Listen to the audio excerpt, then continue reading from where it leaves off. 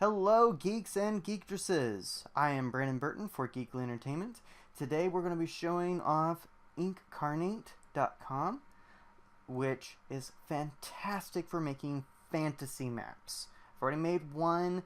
It took me so few minutes to make something so high quality. I am just ecstatic, and I had to share how to use this program with you. We're going to be creating a fantasy map for a Dungeons & Dragons world that I have, and a Dungeons & Dragons campaign that I have been working on in the background. All we're going to be doing today is in the standard version, not the pro version. Eventually, I will be upgrading to the pro version, but that's just a little bit ways down the line. But the pro version is only $25 a year, which is, for the level of quality of software that this is, $25 a year is just fantastic. But we're going to create a standard map. Now, before you start making any kind of map, any kind of fantasy map at all, you want to have a clear idea of the type of campaign, the type of world that you're building for. Oop. Yeah, any kind of clicking will create this effect. Doesn't matter if it's left click, right click, or mouse wheel. That's fine. And to get rid of it, all you have to do is go into subtract mode. Can't really delete. You can't really. Control Z does not work in Inkarnate or Inkarnate. So just FYI. Now, this world that I'm going to be working in is a swashbuckling, high seas adventure type thing. So what I want to create is something that looks a lot like the Gulf Coast, Caribbean, Panama Canal type area on my map. So what I'm going to do is go over to Hex, and I have this nice little setup here. I'm going to create a coastline and then fill it in a second.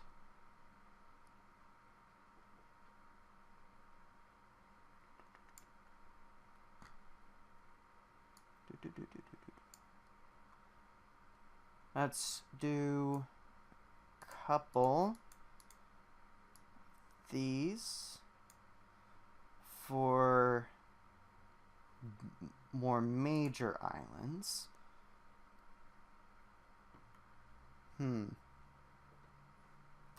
know what? Let's do a subtract real fast. I don't like this one. Okay, so with that, now I want to, I guess, continue on my little coastline here. Ooh, go back over to add.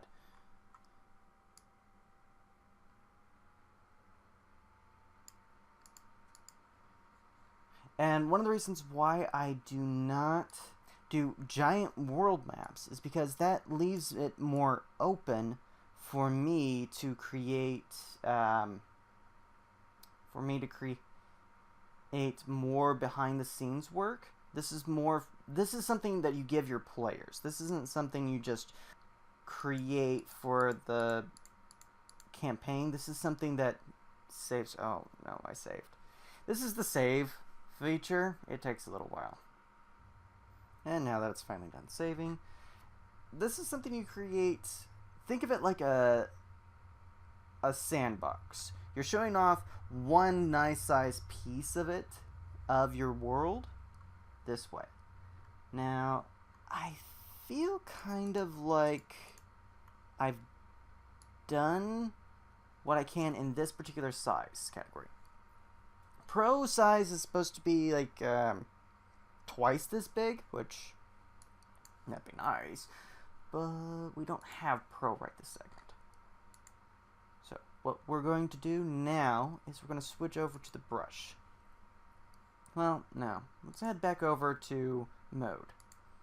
Select the circle and subtract. Now we're going to change the size of the circle here by clicking this number next to size and bring it down to there.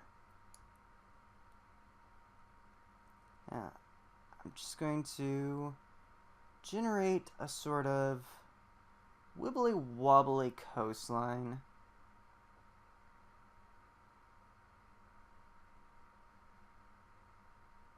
Like so.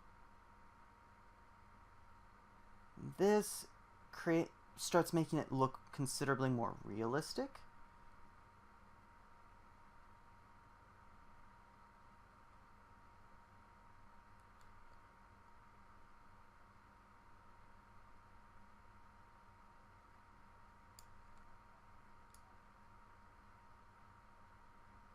Let's make that really nice and thin there. Because this is sort of, as you probably have guessed, this looks a little bit like the Florida coastline, the Gulf coastline, and the Caribbean, just vaguely. And since that's what I'm going for, I would like a area of the map that's similar to the Panama Canal, or at least is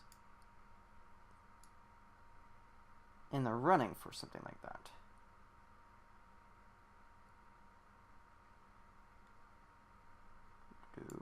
Okay. A few little islands off to that side. I don't know, maybe an earthquake made this happen. I'm not certain exactly. I like to build off of instinct a little bit. Shrink it down. As you can see, this quickly becomes much more realistic looking.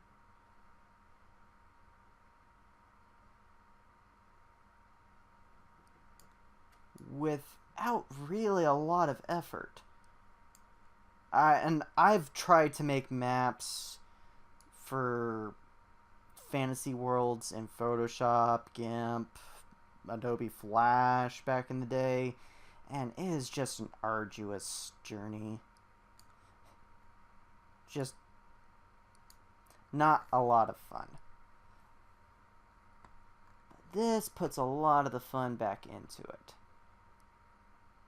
This has made me very happy, just finding this program. Wow, that looks really nice. Okay, let's make a little lake types areas. Cut this off there. Yeah.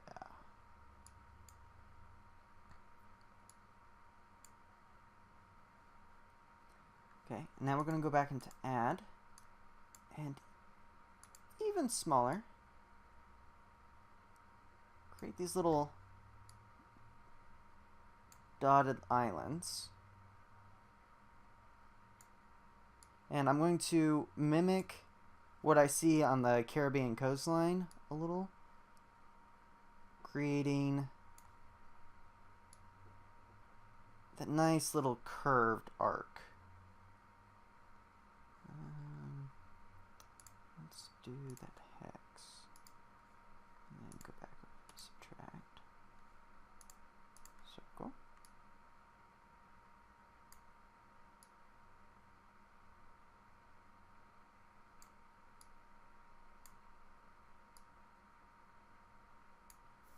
Yeah, that's quite lovely.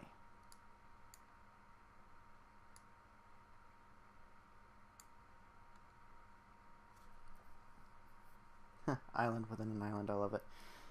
Okay.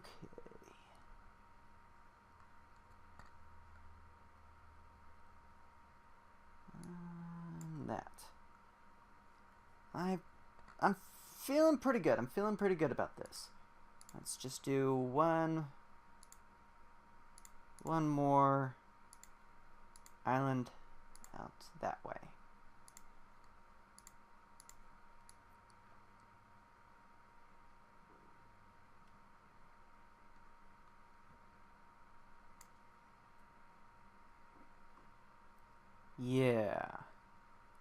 Yeah, this looks good. Now we're going to go over to the brush and texture this beast. Let's start. Excuse me. Let's start with the hex, obviously. Actually, let's start with a block. Blocks are a little bit easier to texture with. Just doing this really very quickly. In fact, let's do a jump cut straight to it done. Shall we?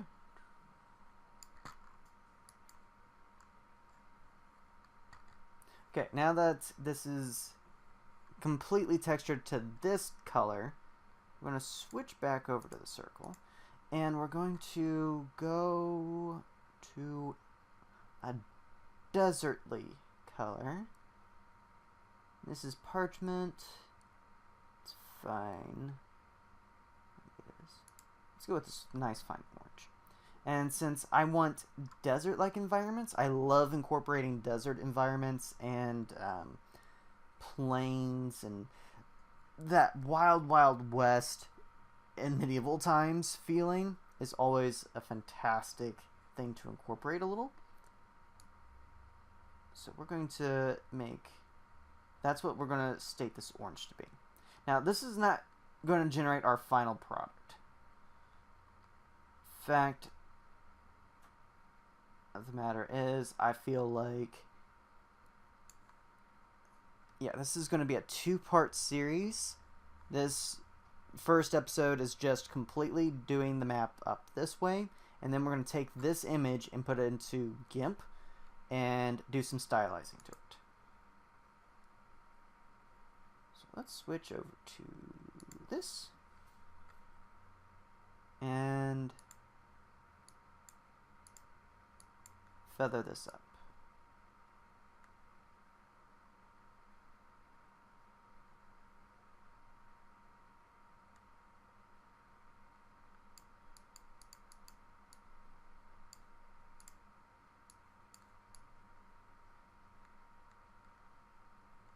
Like so. Now the whole reason we're doing this is for later. Understanding that you have to put in a little bit of edits to the texture changes the dynamic of what you're dealing with later dramatically.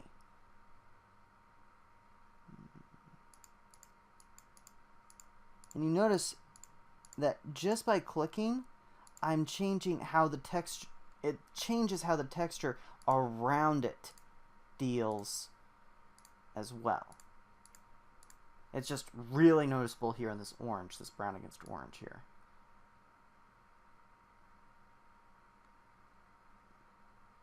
That's about all you can really do with the brush textures. So we're going to move over to the pattern tool.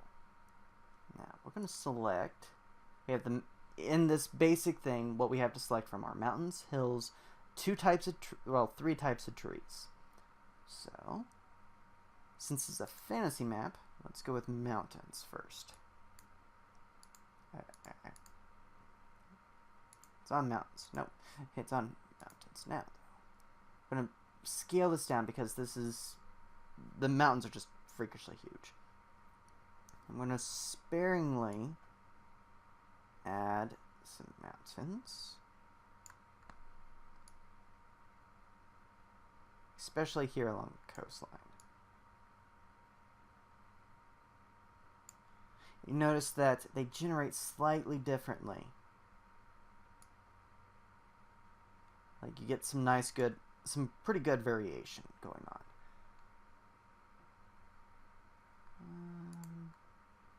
And some hills. Break that up a bit, especially around the mountains.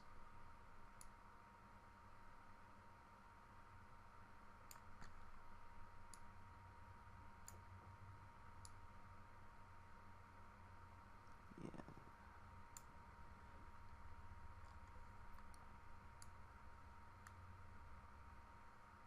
Just adding in a little bit of detail here and there. Let's scale a little.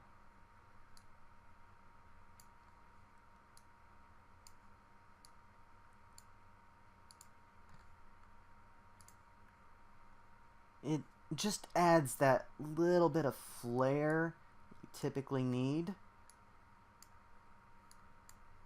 for something to look anomaly cool. I love nice hilly terrain. And that's going to translate into the map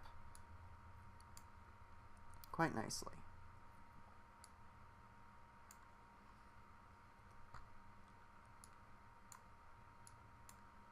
Okay. Let's go back to mountains for one quick second. Scale these down to there. Remember, I said inspired by things in the real world doesn't mean I actually have to stick to things in the real world.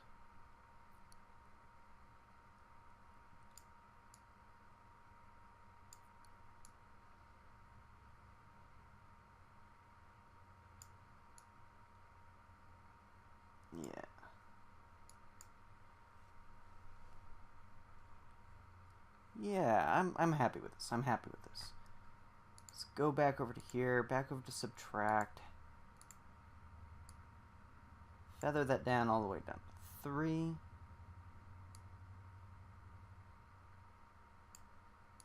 We're gonna make some nice little marshland-like spaces.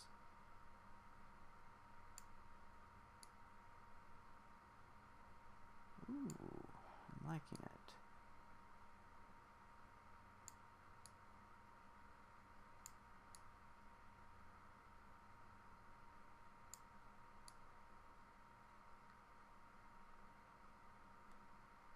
Notice we haven't gotten into making cities yet, or anything really fun. But that's okay. It takes a little while to get to there. Let's make this go all the way up here. Now we have a nice little river.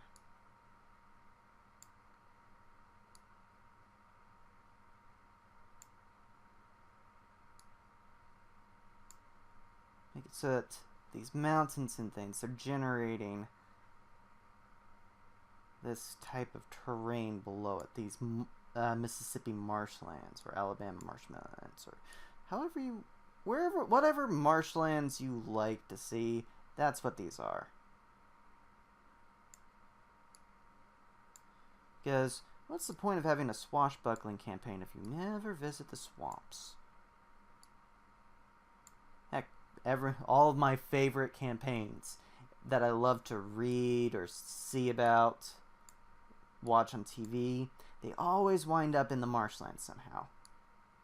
There's always a really good marshland for them to poke fun at at those stereotypes and the like. I'm doing my best not to overdo it in making these marshlands.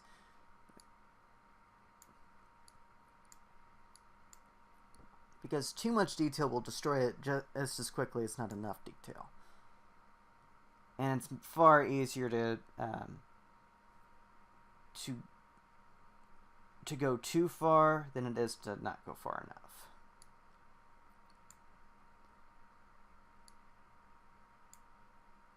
Okay. That feels good. Especially with how far out we are. Let's do a little bit of that over this way.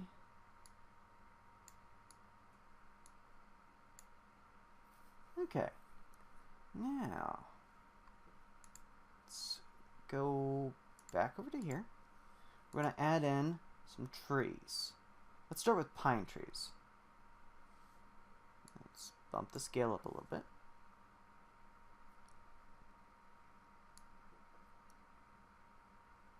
Let's scale it up. Continue. Just back and forth.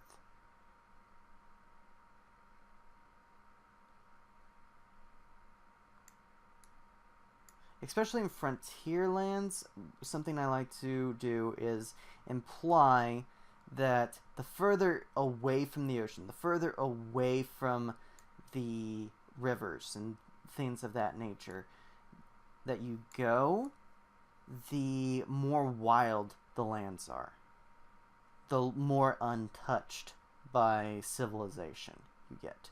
Because those are rivers and oceans and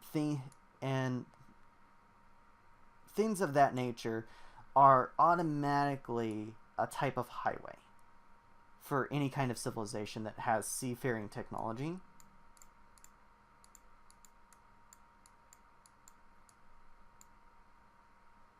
And that's because, well, it is a highway. The second you have the ability to sail across it, to master the water, your civilization can start growing quickly. We switched over to a different type of tree to fill in all the little gaps that we have here.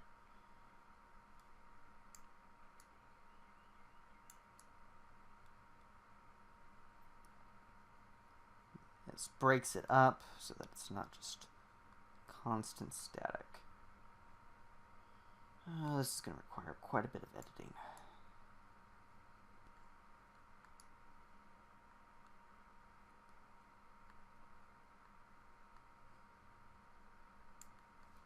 Okay, now this should be good for a starting point.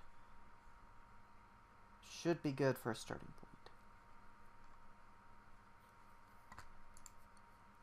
So we're going to switch over to objects. Probably one of the most fun things to put down. Now, since we're so far zoomed out on this, we don't really want to put down any of the capitals, citadels, and things. Let's put a compass down.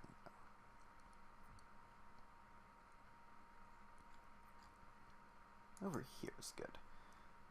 That's nice. That's almost perfect size, too.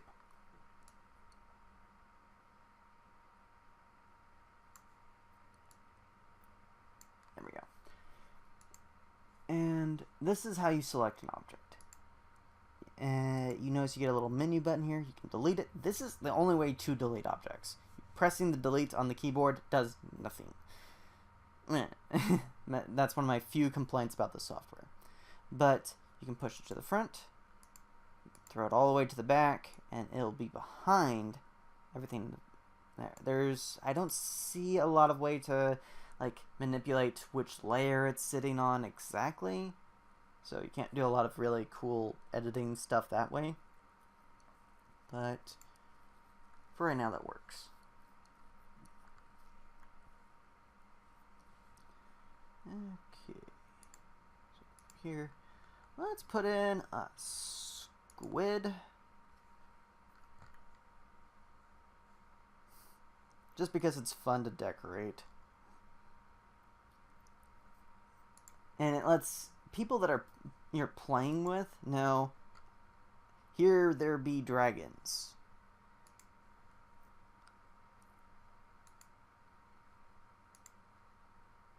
Boom.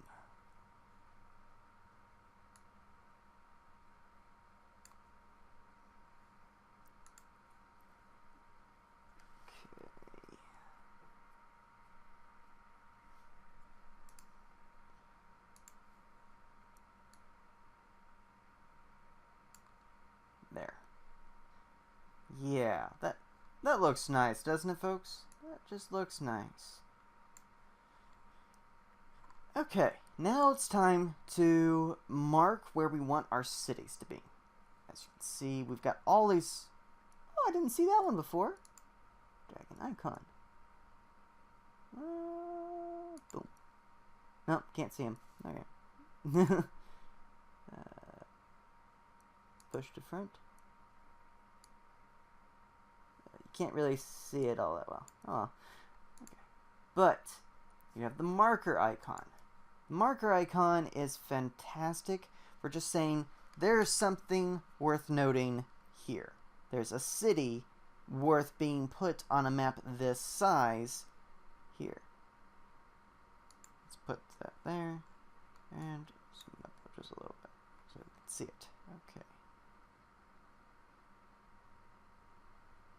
I'm going to put some icons all around these areas. Now this area I want to be a little bit more wild than other parts in my campaign. These are like, because, you know, these are the new lands. This is where people are coming to. People are being exploited here. People are exploiting here. That's a good place for that. I think that's roughly where Mexico City would be.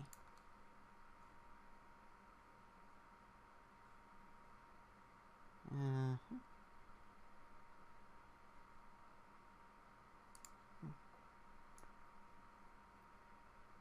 that back down. And, you know, just putting good-sized markers places. And in a few minutes, we're going to make some roadways so that you can tell the difference between these areas.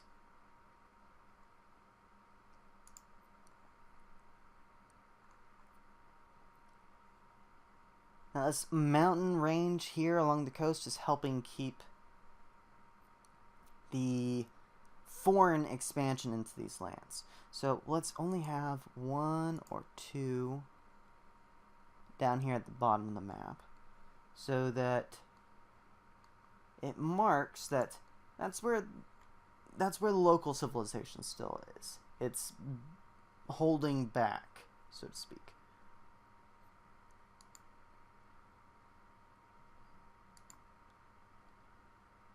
The foreign expansion.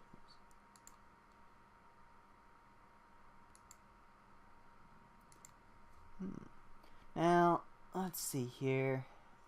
We don't want too many cities, because then marking where there's, this is marking where there are major cities, major points of interest. These cities are actually taking away from the ability for me to just throw down a small town in that region, because small towns and major cities, while they may try to crop up next to each other, it's usually the cities that eat the small towns and turn them into not quite suburbs, because that's just not how things worked back then, but they do take away from what's the point of there being a town here if there's a city just a mile or 2 up the road.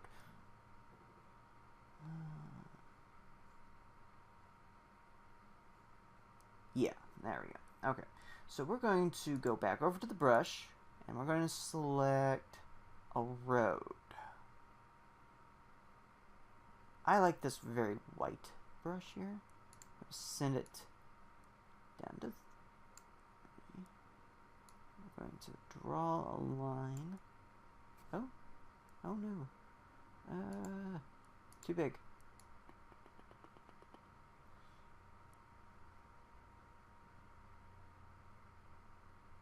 Okay, that's better. I'm going to go back over to this. Just draw a line. I wish undo was a thing. I really, really wish undo was a thing. What's causing that problem? Oh, I understand. The softness is too high. We want the brush to be rather hard.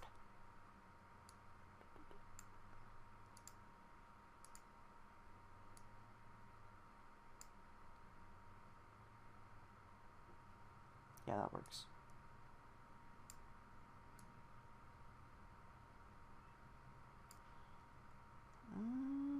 I'd rather have that over here, because having a road alongside the river just doesn't make sense.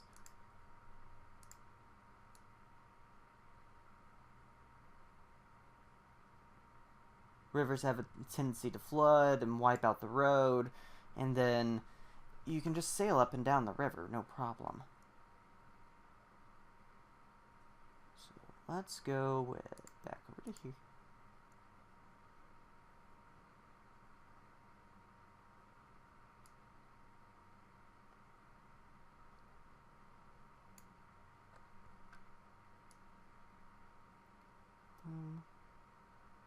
Boom. Boom.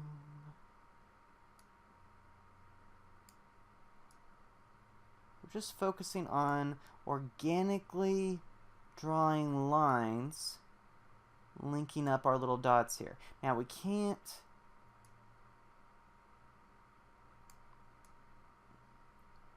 quite, I don't like that. I keep pressing the undo because it, even though it does nothing.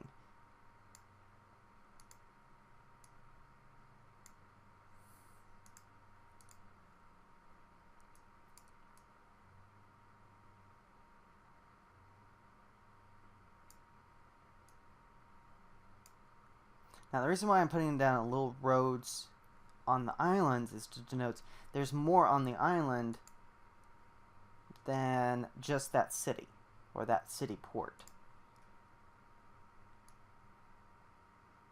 Maybe the islands are a little bit more built up than the main continent because they had fewer inhabitants to begin with? Question mark? I can leave it open-ended like that and decide later on what I actually want to be the case. Now, remember, when you're dealing with this type of thing, majorly expensive. There are still cities in the United States where the roads do not link up to them. We still utilize like highway, like they are not linked up to the highway yet. So when you think about that kind of stuff, you realize, oh, this world is still, let's link up off the map there. Imply that there's more world beyond the limits of the map. Oh, this world is obeying some coherent law of the universe that countries spend a lot of money to make these roads happen and keep them up to date. There are still roads in the United States that rely heavily on railroads over highways or even airports. And if you live in a more rural town, you know exactly what I'm talking about when I say it's sometimes cheaper to drive or ride a railroad than it is to fly because of how the airlines do their pricing. There's some major civilization down here. Local civilization, not foreign civilization. It hasn't been encroached on the same way that we've been seeing elsewhere. I'm feeling kind of like there needs to be a couple little desert cities out here. Objects. Yes, that's good.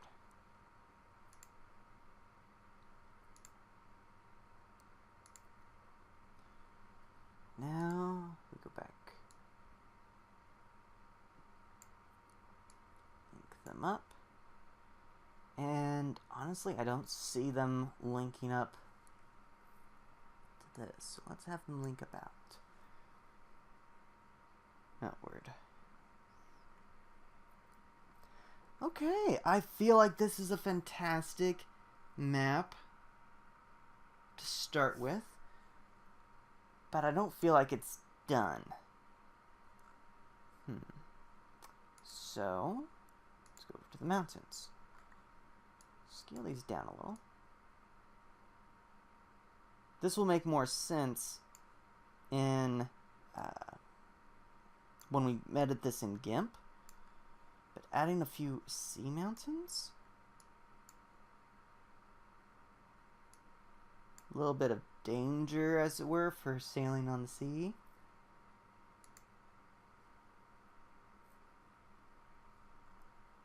I wish I could soften these, but oh well. Or maybe change their color, but, you know. I think everyone here understands what I'm talking about when I say that kind of thing. Ooh, I'm feeling like this is good.